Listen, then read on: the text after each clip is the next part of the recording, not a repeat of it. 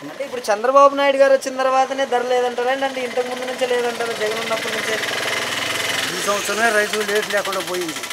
ఇప్పుడే ఆ వరకు ఎంత జీవితాలుగా లేదు, ఆ వరకు రేట్లు ఉన్నాయి, ఇప్పుడు లేవు, ఏళ్ళు లేవు. ఓకే, అంటే ధర లేదంటున్నారు కదా, ఏమాత్రం తగ్గింది ధర? అంటే నిరుడితో పోల్చుకుంటే ఏమాత్రం తగ్గాయి మనకు ధరలు? ఎంత తగ్గుకుంటూ వచ్చాయి ఏంది నాకేం అంటే ఇప్పుడు ఎంత ఉంది ధర? ఎంత కొంత అవుతుంది?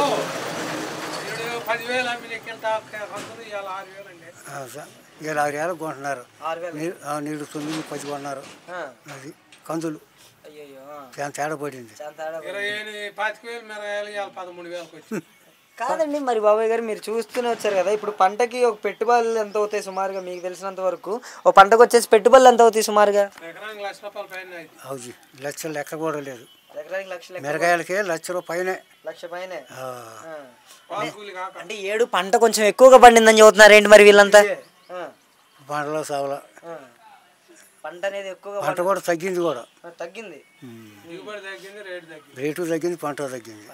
రేటు తగ్గింది.